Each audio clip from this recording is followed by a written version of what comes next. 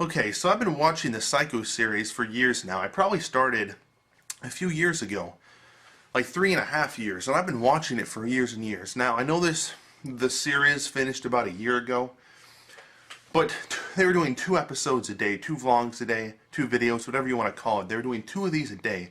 And I just couldn't keep up with it, and I also got tired of it a little bit partway through, so I also stopped watching for a while. But finally, I just finished it about a week ago, a whole year late, but I was really into the series and I wanted to finish it. And wow, I'm going to start by saying that this is probably one of the best web series I've ever watched. Now, I know a lot of people misunderstand it. They just watch it and see the father going around destroying his son's stuff. And if you like destruction videos, you're going to get plenty of that. Dad, what are you doing? What you deserve it. What you need to do. You just fucking broke the screen. Dad! Holy shit! What the oh. Holy shit! Holy shit! Holy shit! What the fuck? Holy fuck! Ah! This has to happen. I didn't expect it. Yeah! Dad! There's actually a really great story behind here. And I really got into it. I watched this thing for years. And I guess I first started watching, my first Psycho Dad video was, I think, Axe's laptop. And back then I didn't really see what it was. I just thought it was a freak out video. And the funny thing is, about the whole, I'll talk about the whole fake and real thing. The funny thing is, when I first watched them, I thought the whole thing was fake. You know, like, how could it not be fake? You know, when you watch the video, Psycho Dad shreds video games, to see the over-the-top scream that Jesse does.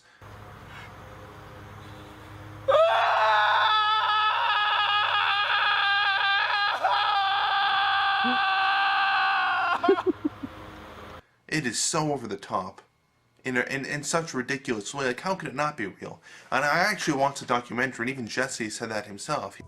And it was just a joke, one-off video. Then people thought it was real, and I'm just like, why? This isn't real. Why would, how, I was overacting. I was screaming like a little bitch. No, get that fucking camera out of here! But when the actual story took off, which would be about when he destroyed the trophies and got kicked out, I was into it, and I started watching it every day. All these different videos or episodes, and I started wondering, you know, how is this fake? The world felt so lived in, it felt so real to me. There were literally episodes coming out every day like that. And for that to be fake, that'd be a lot of work. Like, I don't think he wrote a script or anything. I'm sure he had planned out what was going to happen and had little bits of dialogue he wanted said.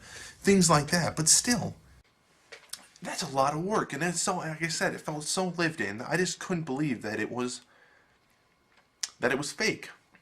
And he also did this genius thing where he'd take real life things. For example, toward the end of the series, we have Juliet's graduation.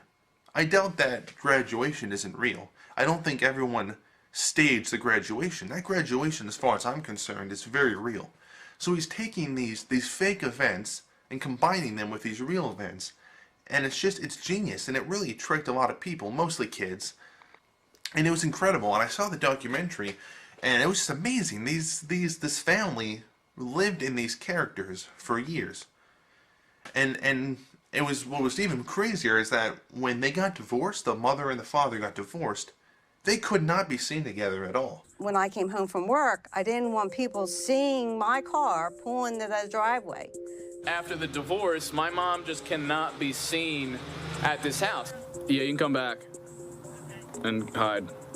It's been really difficult to hide her things every single time we just want to film like a vlog. That would be so hard. They are living in this series. They're breathing this series. That was their life for 3 years. And for me, that was unfathomable to me.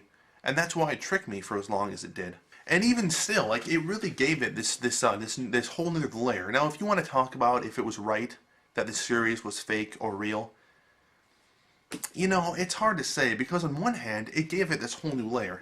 Like the video where the Psycho Dad reacts to the Juggies. Dear Mr. Ridgway, We are Juggies. We're subscribers to your son Jesse's YouTube channel. we are 1 million strong and counting. And we are just trying to help. I've been watching Jesse for quite some time now. And what he has been going through breaks my heart. That was great. Like all these juggies coming together, all these kids coming together and making this video for Jesse. Because they thought it was real, it added this whole new layer. If they knew it was fake, I don't think that video would have existed, or it wouldn't have been the same way. So because they thought it was real, it gave the audience this commitment to the series, and it brought it to life in so many ways. So, I mean, did it make the series better? I personally think the fact that it was played off as real, yes. And it also had to make them work harder, because they can't do something obviously fake. Even though there are a few times they did. Oh, fuck! Stupid bitch. But a lot of it felt very real to me. You can't do something terribly fake, or your series is going to get exposed. Now, at the same time, was it right? Was it wrong? There were definitely a lot of kids that were very much traumatized by this series, especially when he shot his father at the end. Stuff like that. The bottle being smashed on his brother's head. There were actually people that actually called the cops.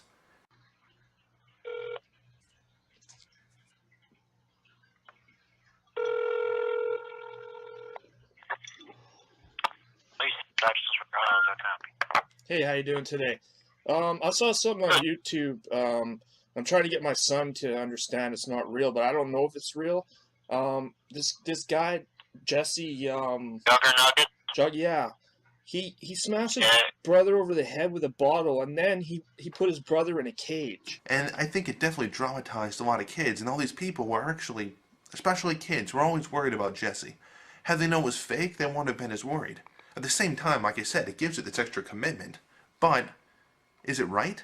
At the same time, when things were getting destroyed and destroyed and destroyed, kids would literally send him things. They would send him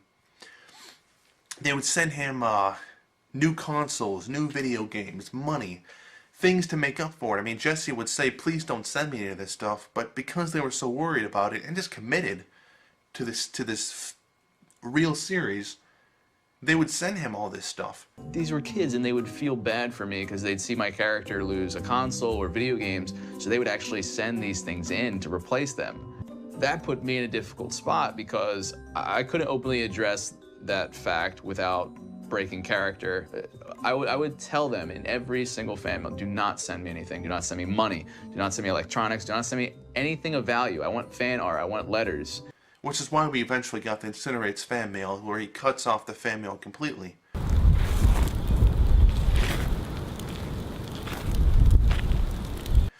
So, was it right? Was it wrong? It's very much debatable. But did it make the series better? Hell yes, it very much did. Now, I personally didn't find out the series was fake. I always had my suspicions. You'd go back and watch stuff like the shredding video games, and then you'd watch that, and you just had this battle in my head, because on one hand that was so over the top, on the other hand all this stuff feels so lived in.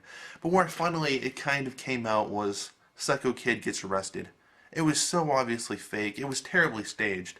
They had this woman who literally had the phone, and she ducked down like this, like went under it. Don't do that! Fucking video games! Yeah, something's wrong with you, man. Now who does that? Who's standing there like this and just goes? It doesn't make any sense. It was very, very odd. And at the same time, the cop just barged in there.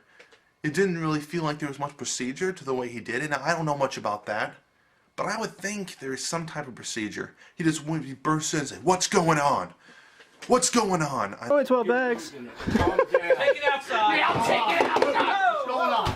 Get rid of that fucking camera. What's going on? Get him the fuck out of here. I'm just thinking, And then if you look at him, there's no badge. There's no gun. There's no anything. It came off so incredibly fake. I said calm down. Get the fuck away from me! Holy shit! Holy shit! Jesus Christ! The costume, which is even proved in later videos, that people made, like exposed videos of how this costume was a Halloween costume. Maybe a little bit faster considering how bad they thought this problem was. Thanks to some people in the YouTube comments on this video as well, somebody found the exact costume that this cop was wearing on Amazon for under $70. The badge is in the same exact spot on the front of him, and the badge on the side of his arm is in the same exact spot. And also, as you can clearly see, if you just look at it correctly, the badge on his chest is clearly plastic. No, you didn't take my dad away. You have no idea what he's been doing. What's your name? What's your name?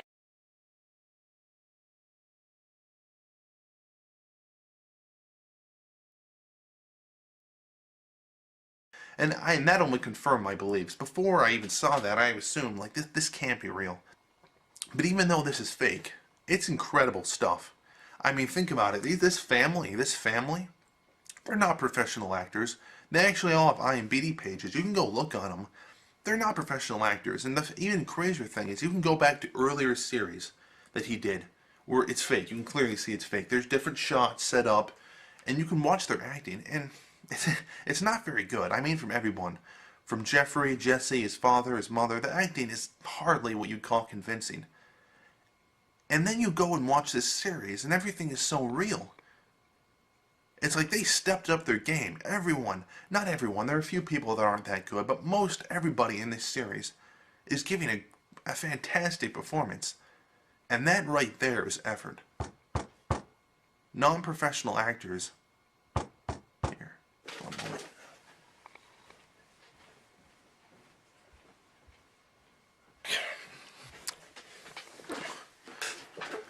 Non-professional actors just giving this believable performance. I don't know what they did, if maybe Jesse used this immersion tactic, because if you notice, everything is one take. And it's amazing. And I'll talk more about that later. Maybe it's just immersion tactic where he does it all in one take, and he gets everyone really into it. And it works, and it really works. You can drive good performances out of people when you just kind of immerse them in the scene, immerse them in what's going on, and then eventually they kind of react to it if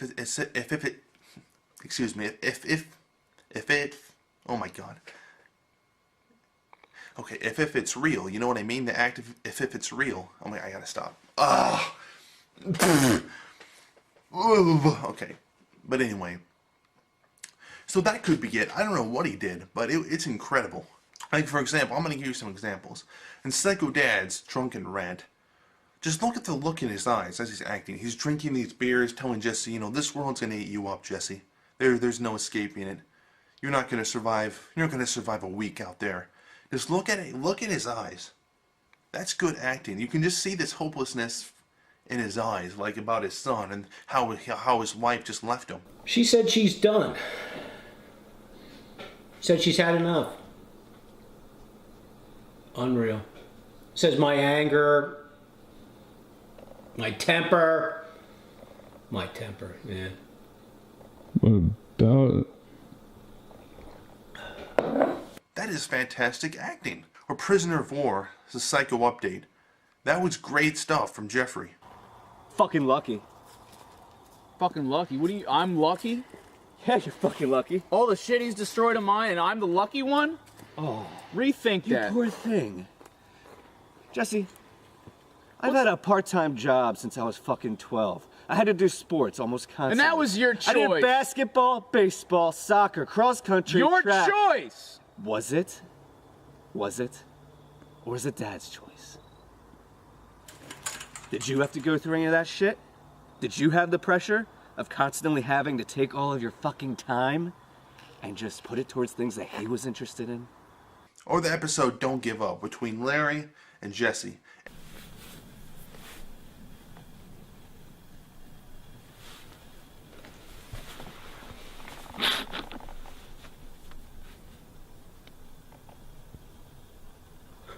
If I do this, I'm going down a fucking path. I'm not gonna be able to get out of it. I know it as soon as I fucking start. He's just gonna keep wanting more from me. I'm gonna get into the same kind of track that Jeffrey got into. The same track where I'm just doing everything to make him happy and I'll never be happy. And also, the episode Don't Give Up, in which Larry is literally laying in a bed, He's got this brace around his neck. He cannot move. And we just hear about how he wanted to kill Jesse's father. That everything was the same. Nothing has changed. So I came over there to get back and try to get you out. But when you told me that your dad was out by the pool, I wanted to kill him. I think he deserves to die. It's incredible stuff. It's just the way he handled that. So many people could have brought that over the top, but watch Larry's acting there. It's so subdued and handled in such a way that it's so believable. If I was standing in that room at the time and there was no camera, and it was just they were just talking, and I was in that room with them, I would believe every second of it. That's how convincing that was. And then to say the acting's perfect, like for example, Jesse's girlfriend Juliet, she's hardly convincing. In fact, there's this one part where Jesse's father, Psycho Dad, says that she can't be there anymore, and the reaction she gives they're hardly convincing, and I can't say I really bought it. What's going on? Are you It's okay? usual, no, it's usual bullshit. There's like so much yelling in there. Yeah, this is usual shit. Come sit down. What is he going on about? But you know, that can happen. Not everyone can pull off that great performance. It's just amazing what they did. I mean, whatever you want to talk to me about, dude, you just do it right there in front of your dad. It's not a huge deal. Do you know why he's like that? Yeah, I do. Do you really? Yeah. Do you realize that you're the cause of it? No, man. Look, Why- don't touch me, okay? Okay. Just let me talk. He has done nothing but give to you. All you do is just take. But you know, also Korn. Don't get me wrong, I really like Korn in this series. He was one of my favorite characters. But a lot of times when Korn was there, he just felt like he kind of, how should I put it, he didn't care. That connotation, would you be my driver? You've driven me around before, man. I know. But this be a little different. I mean, I've tried to have your back as much as I could up until now, but I don't think I can do that. He seemed very unenthusiastic. The way he delivered his lines, they just felt like he didn't care. Like he just didn't always. So and sometimes when things were more real, for example, with the VidCon crew, when they're all there, he definitely feels very alive in that video. Now I'm excited. Perked up a little bit. Boobs? In that episode, but in the VidCon crew, like I said, there's fake and there's real. I bet they were actually having a good time talking together. I wouldn't be surprised. It wasn't really until the end where the acting started coming in. Now, as far as the one-shot thing go, if you look at the way this series is handled, there are so many just long takes. And I mean, no, not just long takes, but one shot. Watch some of the episodes, and there are some parts where there are hardly any cuts, if even any at all. That's hard to do. Like in this even in feature films, people have the luxury of being able to cut when they want to cut. And that can save them a lot of stuff. Like if there's a crazy stunt they have to do and there's something that they don't want us to see, they can just cut away. Simple as that. Here, they can't do that. Everything has to be faked in a way that seems realistic to us. And they can maybe do little tricks with the camera, like they did when like Psycho Dad fell off the roof and he actually ended up jumping. If you watch the documentary, they can do little things like that. We had him jump off the deck and make it seem like he fell off the deck at Aunt Jackie's house. There you go. Dad! What the fuck? But even there, something could go wrong. If it isn't done perfectly, the camera could be in a way where they can still kind of see. It is not easy to do, and it is incredible. It's phenomenal that they were able to pull that off as many times as they did. Because like he said in the series, there's this point of no return. Once they've smashed that TV in, or anything like that, they can't do that again. The TV's smashed, it's smashed. If they want to do it again, they'd have to get a new TV. Or the one with the room, for example. Holy shit! Holy shit! Holy shit!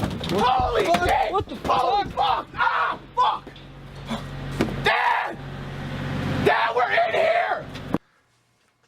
if they fucked that up, if they messed that up, it'd be done for them. There's no way they could redo that. They'd have to rebuild the whole room.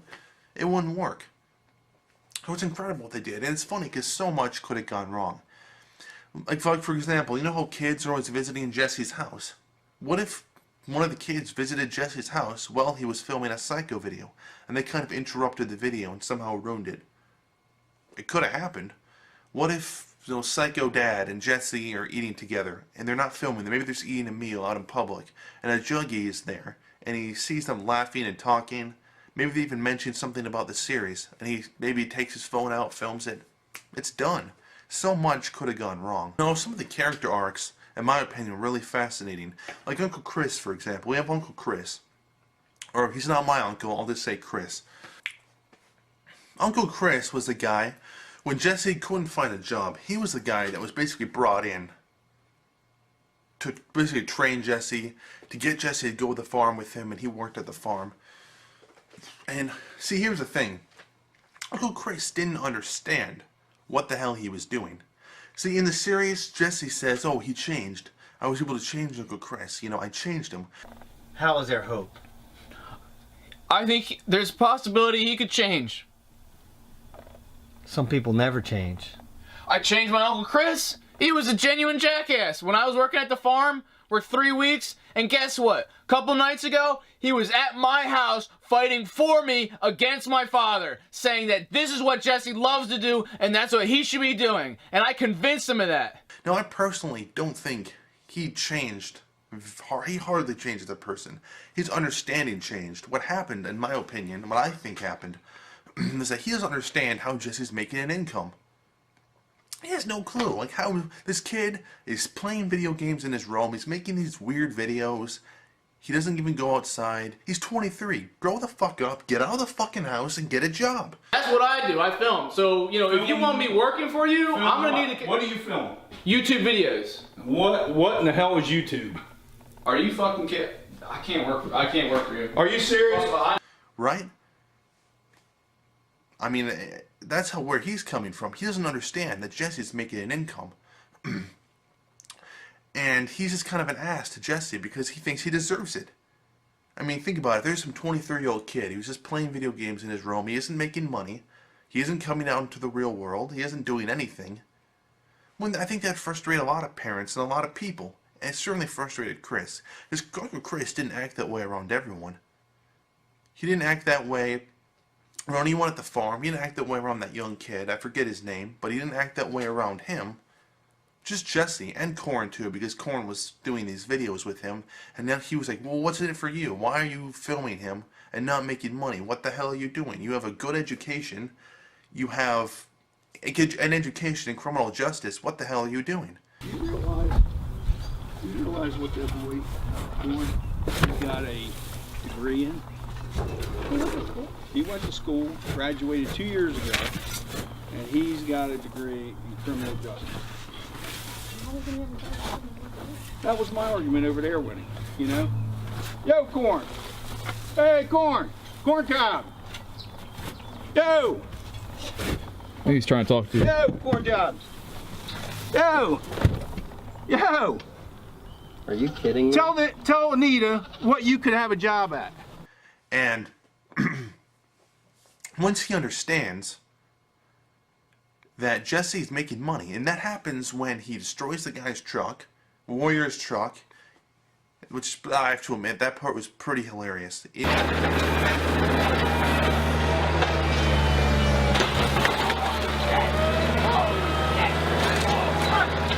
the fuck you doing to my goddamn truck? Stop! Stop the fucking truck! Just stop! What the fuck you doing? Get the fuck off that tractor! I didn't know it was inverted. I thought it was. Get your fucking ass out of here! Yeah, I don't know if they meant it to be funny or not, but I was laughing my head off. But anyway, after he destroyed his truck,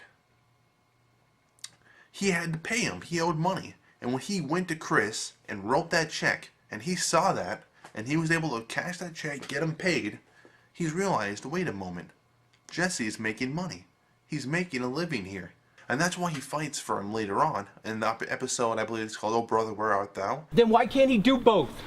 get a job and do the No, let him do it. He earned enough money to pay for that piece of shit truck that he fucking ruined. Exactly. He could pay you fucking rent if he can generate if he could generate fucking income off of that. Then why is he still here? If he can He fights for him because he really understands now. And what's most fascinating about this is you look at a person like Chris, and you realize that's what Psycho Dad could have been. That's what could have been for Psycho Dad. Had only he realized. It's a little glimmer of what could have been. Also, another one that's incredible is Jeffrey. If you look at, like, one of my favorite all-time episodes is Prisoner of War. When he's locked in that cage, and Jesse just wants to understand, why the hell are you doing all this crap to me? All these dumb pranks you're doing to me? You strung me up in a little, what was it, a bag? I don't remember what he strung him up in. And finally, Jeffrey just kind of explodes. And it was really satisfying and powerful to just understand why he's doing this. And it happened to be that Jeffrey wanted to do what Jesse had been doing. He wanted to film. Dude, this is the past, man. And of course, like, sure, I get a full-time job right out of college. Everything's great for Jeffrey. But is that what Jeffrey really wanted? You think he wanted to go to school for accounting? Accounting fucking sucks. I didn't know. Okay, I didn't know what you wanted to do. You know what I really wanted to do? What? Film. Did you know that, Jesse? But no. Dad wanted other things from me. So you, with my help, skyrocketed to, what are you at, 2.1 million now? You get all the credit. And he could never do that because his dad was forcing him to do all this stuff he didn't want to do. And so he has this passion rotting away inside of him that he cares about, and he can't even do it. And his father just pushed him and pushed him and pushed him into this accounting job he hates. He's an adult now doing this accounting job he doesn't give a shit about. And Jeffrey just sits there watching his brother get everything that he always wanted but never could get. That would drive anyone crazy. And I think after we learn that, a lot of what he does is justified. Now, when I say justified, I don't mean it's right. But I mean, we understand why he's doing that. And that was so insightful to me. It was so powerful to me. And it's one of the greatest episodes to this day. Also, just Larry, for example. When we first saw him in Meet Uncle Larry, he was like, you always got to have this camera, don't you? And if you look later on, he's all of a sudden so comfortable with this camera. He's so used to it. Not just is he used to it, but he has his own channel, Larry's Lounge. Look where that went. Look at the development there. It also even brought, as we see in the documentary, it also brought his son together closer as well. Uncle Larry, before this series, he would never be in any videos.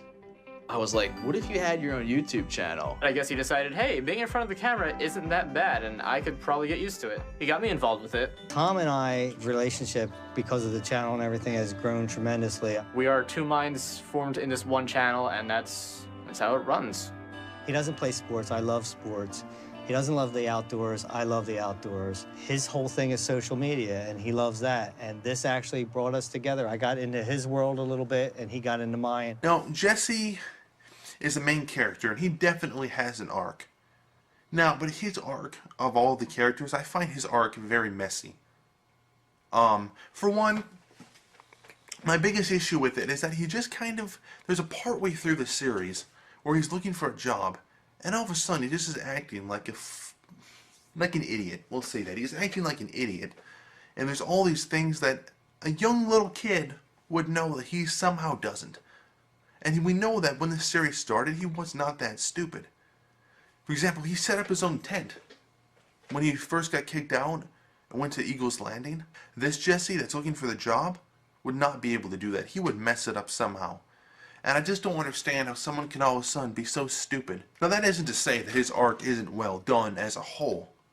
Maybe he's a little bit messy and doesn't always work. But when it works, it really works. For example, the biggest thing, I think, was that Jesse had all this shit happen to him. All this crazy stuff. Getting all his consoles destroyed. Getting kicked out of the house. Getting his money taken away from him. But if you think about it, he was always able to come back from it. He was always able to look at it and say, hey, you know what, I'm okay.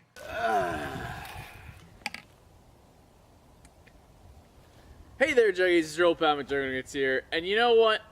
This ain't that bad. And that, I think, basically is because Uncle Larry. Uncle Larry was there, and he supported him, and he helped him through all these times. And then, when Uncle Larry himself loses it...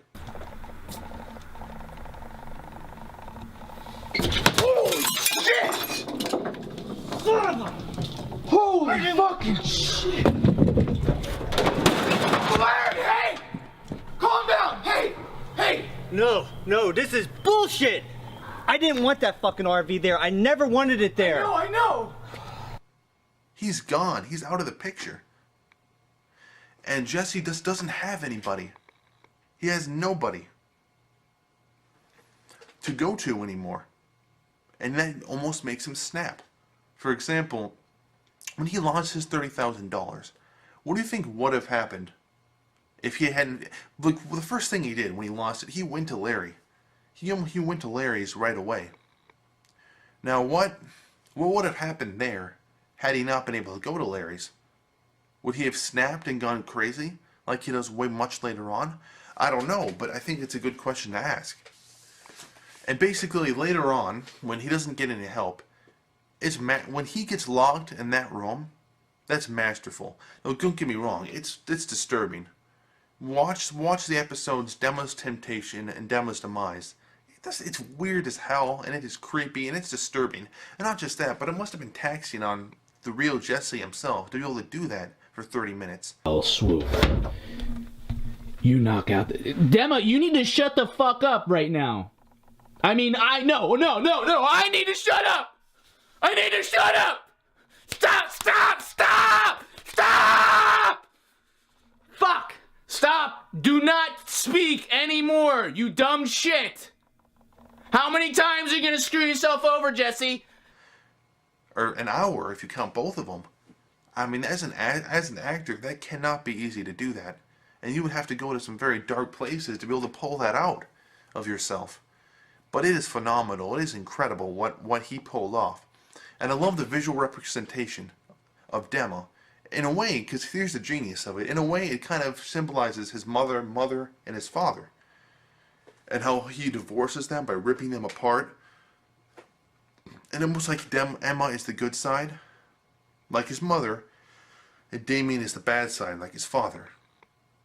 But also on top of that, it's genius because it's a way to represent his mind just clashing together, all these different thoughts. To have to deal with a failure of a son like you.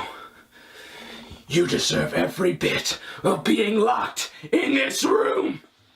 You've destroyed everyone around you, and you will destroy me and yourself, and above all, you show it to 3 million people on the internet, and you'll ruin them too! Shut the fuck up! Shut the fuck up, you piece of shit! Fuck you! Ah! You know, and because now that he doesn't have Larry, he turns to Dema, which isn't a real thing. It's a styrofoam doll. And not just, but also what makes it so powerful is just how he's being driven mad. He's delusional. He somehow thinks that everything that he's playing is a video game, and that he can win. What he doesn't understand until much later on, that this isn't a game. This is very much real life, and if something happens to him, he's done. And what's even more brilliant is the symbolism. The symbolism with that eagle on the safe. The money is right there in that safe, and he can't get to it, and it's driving him crazy. I asked you guys if you would stay. Would you stay in here? Would you stay in this house if you had the $30,000 sitting right there and you had a chance of getting it? A lot of you guys said you wouldn't. That is what I need to do. I'm not going to let him win. And you guys can pass judgment all you want, but I'm just playing a game. And there's never been a game that I haven't been able to fucking beat. I'm pretty damn good at video games. And everyone around him, including Corn, is saying, get out of there, get out of there, get the fuck out of that house. Look what Chris told him, his mother told him. Corn told him, everybody is telling him the same thing. Get out. I'm telling you right now. Get out, please. But this is just, I don't know. I think it's time to call it quits. Like, you just need to just take a step forward and get the fuck out of here. You need to get out of there. You need to save yourself. You need to protect yourself. You need to get out of there. Get out right now. And he persists. And when he has the option to leave, when he gets the money, he stays. And to me, that in itself was very disturbing. And then this is another way of how it was genius. He somehow, in some part of his mind, his delusional mind, thinks he's gonna play this game and win. And he should know by now that nothing has happened, and that's also disturbing. Nothing has happened. In fact, things have only gotten worse. How can you say that? I need you now. He just took my car last night. I don't even have a car. I had to ride my fucking bike here. That's my point. My point is that every time you try to go forward, you go right back to where you were. Nothing's changed ever. He lost his car. He all the shit was taken out of his room. He's thrown in a basement. And not in the basement, but in this tiny little room. And in his delusional mind, he somehow thinks things are going to get better. And to me, that is even better than Dema or any of that crazy stuff he does in the room. This is mentality that he somehow thinks he's going to win this. You have to be truly crazy. Me, personally, when I was watching that, I was so invested. I've been watching this for years. I was so invested that I remember yelling at the screen, get the fuck out of that fucking house right now. Get out. And I was yelling at the screen. I'm not joking. It was like late at night, I was watching, and I was so angry. I was literally yelling at the screen, get the fuck out! Seriously, I'm not kidding. That's how upset I was. Why are you not leaving? You are fucking delusional. Excuse my language, but really, that is how I felt. It was ridiculous that he would just not get out of that house. Now, one thing I want to say that's very disturbing about the finale of this series is how Jesse's trying to get away from his father. He's trying to do the video games and the filming, the stuff he loves. But when he shoots his father and flees the country, right? You realize one thing. He says in that episode, I don't think I'm going to film anymore.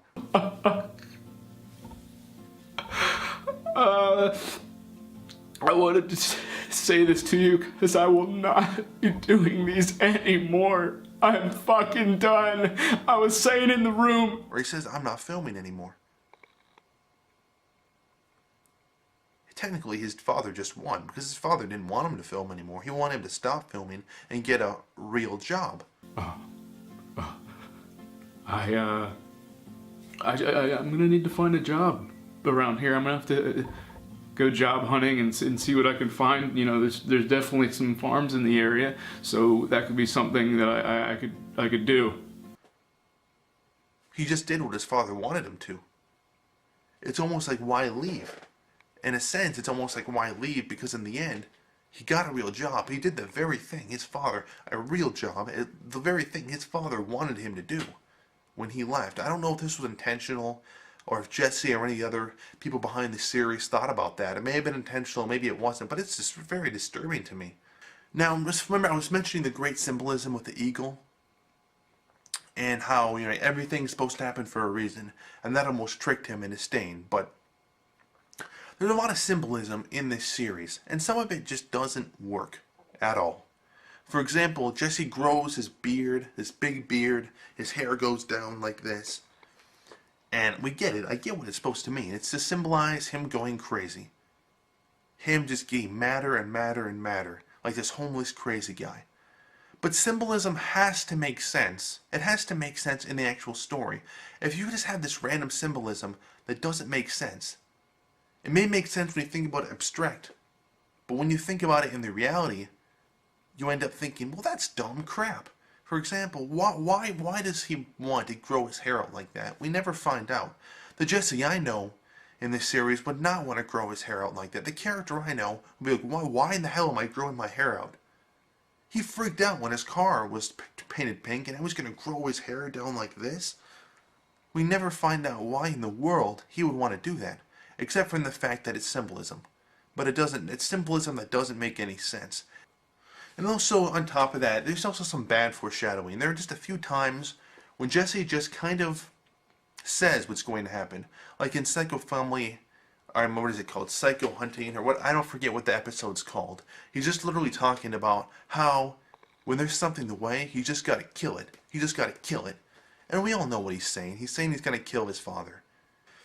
But it just doesn't really happen. Nothing to say there isn't good for it. There's a lot of great. Now, in The Road Ahead, this is another video where he's kind of just saying what's going to happen, except it is done masterful. This is one of the best ones. It is one where we get so much insight into how he's feeling. Thinking a lot about everything. It's just, I'm wondering, you know, how much am I going to take until I just start to fucking break? And I'm thinking about the future, you know, how long am I going to be in here? What are my plans? And then I said I wanted to wait till my next paycheck from YouTube in May, and, you know, in a few weeks, and then I'd get an apartment. But then it's like, and then that's it. And then that's it, right? My dad just gets away with it.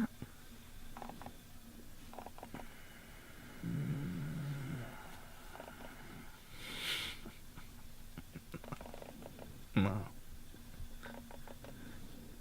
I don't want him to get away with it. He took 30 grand from me. You don't just let that go. Another one that I don't think many people realize that I think is great is Uncle Larry's RV Freakout. You know when Jeffrey writes, I think he's wrote Big Brother is watching you, or I don't know what he wrote. And Uncle Larry was very upset that had been written on his RV. He was very upset. And you may not think this is foreshadowing, but it really is. Because think about it, if he's upset that someone just wrote on his RV as much as he was pretty pissed off. He even said at one point he was going to call the cops. Yeah. Oh, you gotta be kidding me. Yeah, yeah. And it's stupid. I'm calling my sister up. What? Who are you calling? I'm calling your mom. Uncle Larry, you don't have to do that. Your dad's not rational. I know, but you don't have to go and call my mom. How do you want me to, should I call the cops instead? If he's pissed that much, and he probably could have painted over that too, for all I know. If he was that pissed off, imagine what's going to happen if his RV was destroyed. I mean, really. I think that was some may not have been intentional on Jesse's part, but I think it's fantastic foreshadowing. Now, I personally always have to wonder, what would have happened had Jesse not played Skyrim on his TV? Jesse not played Skyrim on his father's TV. Would all this crap have happened if he had just not played on the TV? It almost shows you how, when all these little things, little choices you make, can affect everything. Now, I personally don't know. I mean, that's in the series. It's the first episode. It's the very thing that takes his father off and unleashes this chain. Because maybe the father destroyed the Xbox for the first time there, and it felt good to him. It felt good. He said, I like this. It feels good. I'm not going to take this away. I'm going to destroy it. And then unleash this chain of events where he just destroys Jesse's shit. And also, I do love how they went cinematic for the last episode. And if the video had just started with Jesse on the plane filming himself and talking, it wouldn't have had the same effect. Then it's time to fly into the light. Nothing but sky and the strong battle cry.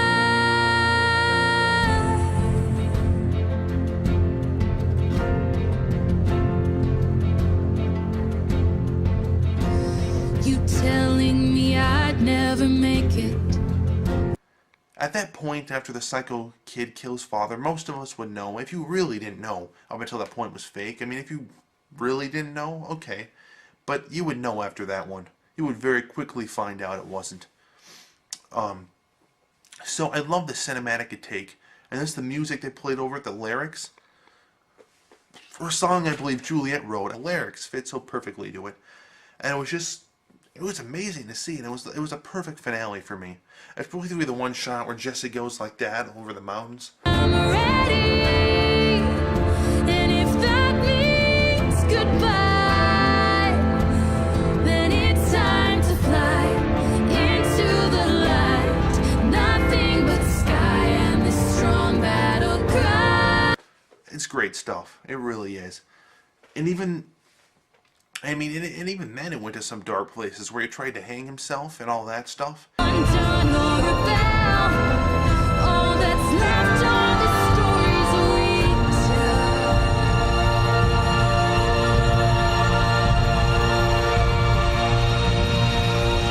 I believe this is bigger than you and me.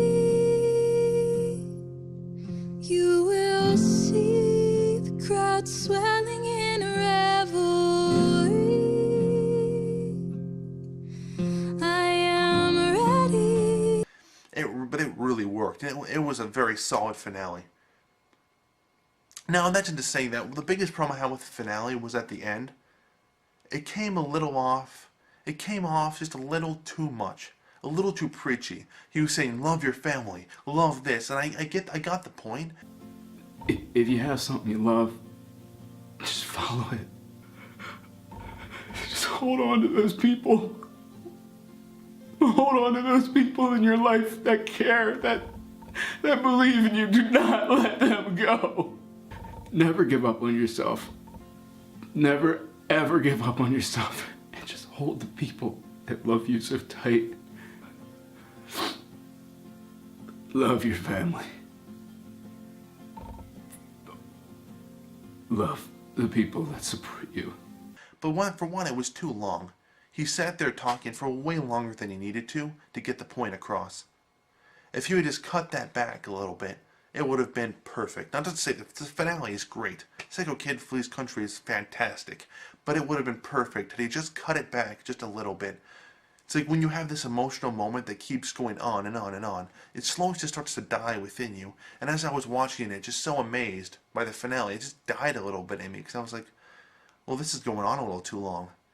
I get the point. And this is not just a problem with this episode, it's a problem with the whole series. And in fact, it's one of the biggest problems the whole series has, is its length. It's about 3.5, it went on for about 3.5 years, I believe. It didn't need to go on that long. And in fact, there are so many points in this series where things keep repeating that we already get the point. We already understand where they're going, but they keep bashing us in the head. And I'm going to give you a really good example. The basic example I have is when Jesse goes job hunting. He's going and looking at all these jobs and just trying to, and his father forced him to get a job and do all these manual labor that Jesse's not into. And the point is that Jesse just manual labor just isn't Jesse's thing. It's not. It's really just not his thing. And it's just, he messes up constantly. The problem is they keep bashing that in over our heads. There's so many times, so many episodes where he messes up. And it's like we get the point. Had he shaved off maybe 4 or 5 episodes of the job hunting and had the deadline be a shorter period of time, and if Uncle Chris and the farm thing come in sooner, it would have been twice as good. In fact, if you don't believe me, I'm literally going to show you right now a compilation of all the times Jesse messes up. You know what this looks like? No. It looks bad. Nobody has come in here and hide somewhere and eat on their first day. Not even lunchtime. Okay. What do you need me to do then? I need you to pack up all your shit and go. It ain't gonna work out. Oh, what? What? Give me the donut. James just said I could have I it. don't care what James said. You didn't pay for the donut. You want money? Do you want What are you, money? a Because thief? I want money. I want to get paid. I worked there. You're a volunteer. I worked there for a couple hours. You're a You can't get volunteer me- and a thief. Awesome. Well, how much? Plus one. Ew. Alright, well, I don't think you're getting this job now, dude. Expensive. Fuck! Oh shit, dude.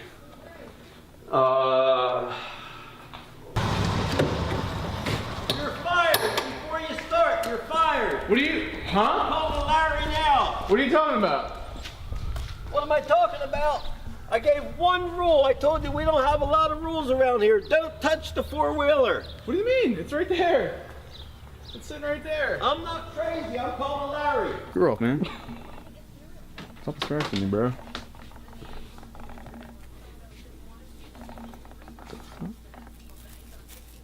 No. That was you. What do you got, a knot? I think I grabbed a different comb. Different comb? Yeah. It's really not. What? Oh. What's the matter? Nah, just Don't get me wrong. Every time it happened, he messed up. It was pretty funny. There was the part when he cut off a bunch of Aunt Jackie's hair. It was pretty hilarious. But it just didn't need to be as long as it did. Now, one thing I do love about this series is the tone of this series. It isn't always... It's able to be very humorous, I should put it. There are a lot of pretty funny parts, like the part when Jesse doesn't understand that the hoe is a tool, and Anita is talking about the farm and how the tool, the hoe, and Jesse's thinking of let's just say a completely different hoe, something very inappropriate. Leaf blower. Do you know how to use a hoe? Excuse me? Do you know how to use a hoe? A hoe. It's got... You know a hoe. You know Yeah, what a hoe is? yeah, I have a girlfriend. No, a hoe. It's a tool. Well, I don't know what... Well, It's a tool no, it's and not it a has- tool. That's really inappropriate. Okay. I I don't know what you're asking. I don't know what you're... We'll have to show you what a hoe is. So you No. And they just don't, he doesn't understand because he doesn't do this farming stuff. He doesn't do that. He doesn't understand it. And we get this it was funny. I was laughing pretty hard. You know, and Jesse eating baby food, I think we can all be honest, that was pretty funny. I'll just let it adapt. Let it adapt. Swallow. You got used to it. It's like anything in life. You just gotta get used to it. Mm-hmm. Look, I'll just fucking do... Get used to it.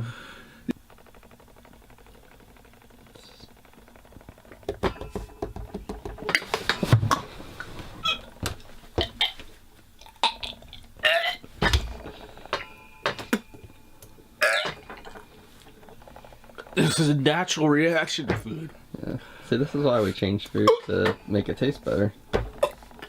It's a natural reaction. It's your body. This is a natural reaction. I'm a man. I'm not used to eating baby food. Mm-hmm. Oh, it's mixing. Fuck!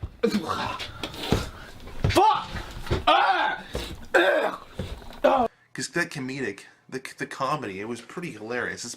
And Jeffrey was great comedic relief as well. Just Jeffrey's reactions to the stuff Jesse's doing. The fuck is that? Oh, that's Dema. Dema? Yeah, that's Emma's head from Aunt Jackie's house and Damien's face from the room that Dad fucking destroyed, and I put them all together, and it looks like a memorial, and they're also married, and then it's also an eagle, so it's just something in my spare time that I've had out here that I did. Okay. It's very much my friend. Oh, the sandwich is coming. But at the same time, this series can just go all out disturbing on us. It can be very, very disturbing. Like Dema's demise, or the temptation, Damien's temptation. But now he's got this place so built up. A fucking gate, cameras, has you locked in a room for time after time, and you're just gonna let that happen? No. Destroy literally every fucking thing in this fucking house and then leave. Seriously, try to watch. I was watching those videos and I was going a little. I felt like I was going crazy with him. I didn't skip much. I literally watched both of those episodes. Or when he started writing "I'm a psychopath" all over the wall.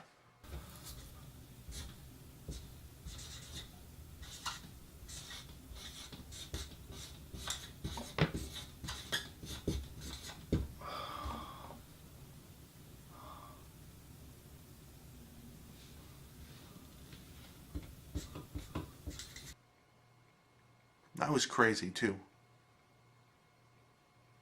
Now, personally, when he wrote "I'm a psychopath" all over the wall, I don't think it should have cut. I think it literally should have just shown him writing that for minutes.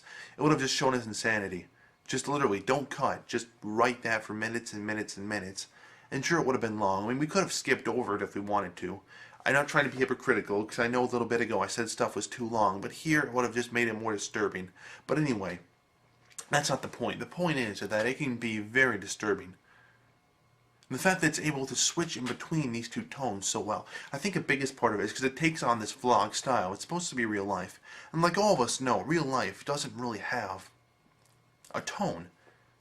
Maybe one day you're feeling in a bad mood. One day somebody gets killed or someone in your family dies. It could be a very sad day. A year from later, you could be joking around with one of your friends, having the dumbest day in your life. When I say dumbest day, I don't mean literal. I mean like dumbest is in the way you're acting. Life doesn't really have a specific tone. And in the series, they understand that. They're able to weave this comedy and this just dark crap, this really disturbing stuff, and they're able to weave it together so convincingly, and I love it. Now, for me, this is one of the best web series I've ever watched. It seriously affected me in so many ways. It kept me watching, it kept me emotional, it even tricked me for a little bit of time where I thought it was real. Now, one question that I'm really interested in, I just want to talk about this as well, is what does this series mean? What does this series mean? And it means that there's a lot of different themes throughout this series, but for me, I think the biggest thing is when you have a child that is interested in a passion, you have to nurture them and let them go for it. You have to let them know the realities that they may not succeed. Especially if it's some crazy thing, like you want to be an astronaut. So that's not an easy thing to always accomplish. And you have to let them know that, but at the same time, you have to be there to help them, you have to nurture them. And when you don't, and when you just completely reject the idea of what they're trying to do and turn against them and try to stop them every way, it can make them go crazy and it can make them snap. And I think it's important for we're all parents, and this applies to real life too. A lot of times and I think this is actually a real life thing, is that in real life, there are kids that have terrible parents. I know there's one kid that was gay, and his father suppressed that completely. He suppressed that, and he said, no, you can't do this, you can't do that. He suppressed everything, and didn't respect the kid and let him do what he what he felt was right in that sense. And what happened is that kid went mad, just like Jesse went mad and shot his father. This kid went mad and went into a gay bar and just shot a bunch of people. I may have some of the details off, but I believe something very much like this did happen, if not exactly what I'm saying. And the father just comes out and says no. And says, it's not my fault, I didn't do anything. It's not my problem, I didn't do anything at all. And that's not always true. The father are very important. People are doing all this stuff with gun control, and that's very important. But parents are so important, and parents have to understand, they have to raise their kids well, because this is a serious thing, and that's what I think the series portrays that so well. Especially in the very last episode, Psycho Kid kills father, when he blames it all on the video games he's been playing. He literally says, I failed you as a father, I shouldn't let you play all these games. And Jesse just says, you made me this way! He screams that, you made me this way. I failed you. I failed you as a father.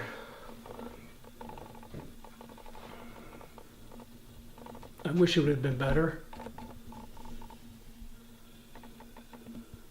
I should have never showed you those video games. Look what it made you.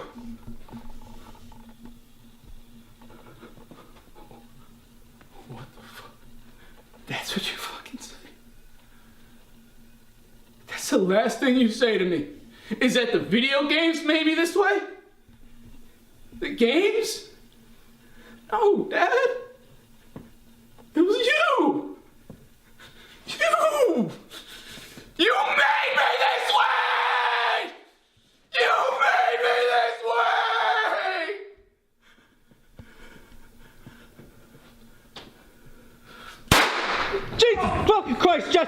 made me this way. Which I think, not just to say that every time a kid does something wrong, it's because it's their parents' fault. That's not the case a lot of times.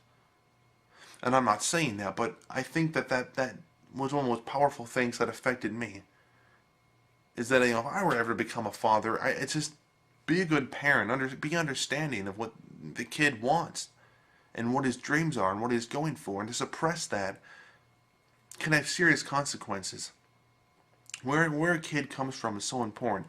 This also goes into another thing. A great one is when Jesse visits his mother, and she finds this note that he wrote a while ago and stuck into the attic or through the ceiling, and she finds it, and in it, he basically writes that he's afraid that his mother sees some of his father in him, and she says that's true.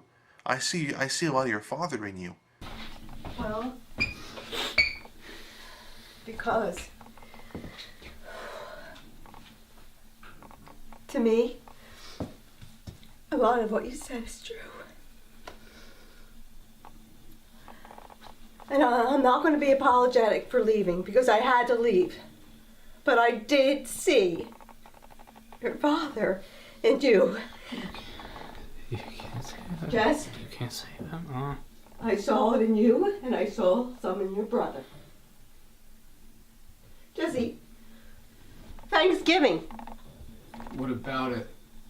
The anger you had, you flipped the table. He said I wasn't part of the family.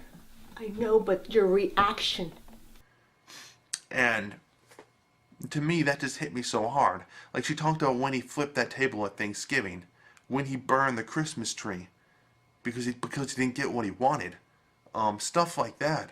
When he smashed his father's trophies, when he smashed the bottle over his brother's head.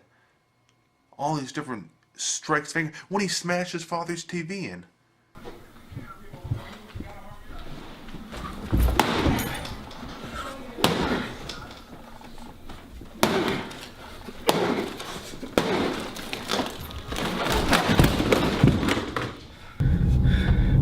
I destroyed his TV. What? His TV in the living room, I just smashed the shit out of it.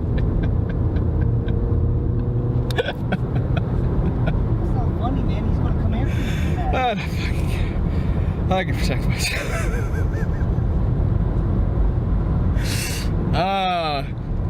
It felt good. Later on, remember that? And he said it felt so good. These are all things his father would do. All things his father would do. And this leads me to another point.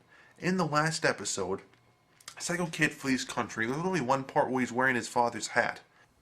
And you gotta wonder, why did Jesse put that in there? And was that symbolism? Was that saying something to us as the audience? Did he wear that hat for a reason? Why did he wear that hat? And I think it's a great question. Was it to show that in a way he's like his father, or is going to be like his father?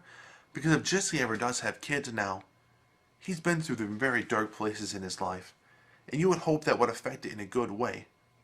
But maybe it wouldn't. Maybe he's going to end up being almost like his father because all the dark crap he went through. Maybe he wouldn't. Maybe he would say the last thing I'll be is my father. But you have to wonder why he wears that hat. Because of its vlog, because of its vlog style, it's a story that isn't really accessible to a lot of people, because a lot of people don't want to sit there and watch Jesse planning stuff like in the farming series for a long time. It's a little hard to get through at points, and you know, you have to have a persistence to get through it. I mean, if you're interested in this series, if you're interested in it, there's a playlist where literally the whole thing, not just the Psycho videos, but all the episodes. You can watch that. I think it'd be great. I mean, I've always been interested in doing this. It would take a very long time, but to take the whole series and just cut it down to make it more accessible, because it's a fantastic story. And for me, this is one of the best web series or TV shows out there. For me, I would give it a 9.5 out of 10. It's very, very flawed. It is nowhere near perfect, but it is incredible and it's amazing, and I highly recommend it. Thank you for watching.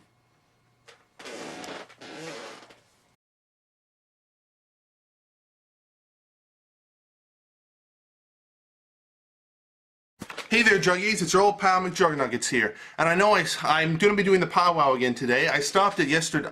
I stopped it when I was going in the room, but now that the series is over, I will continue the powwow videos. So today... Jesse! What? I'm filming right now. I'm filming. Did you mow that lawn like I told you to? Yeah, I did it yesterday. No, you didn't, Jess. Look at the lawn. It hasn't been mowed all year. I ask you to do one simple thing, and what do you do instead? I was doing videos, gaming, all that stuff. Jess, you're not gonna get anything done. You're not gonna get anything accomplished if you keep playing those video games. It's a job. It's a job. No, it's a job. It's a job. Done. It's not a job. A YouTube paycheck comes at the end of the year. Just because I mean, at the end of the month. doesn't mean it's a job. You gotta be benefiting people, society, where you live. You're not doing any of that, Jess. I have 3 million subscribers. 3 million. I am benefiting people. You're bringing this on yourself, Jess. Holy shit! Holy shit!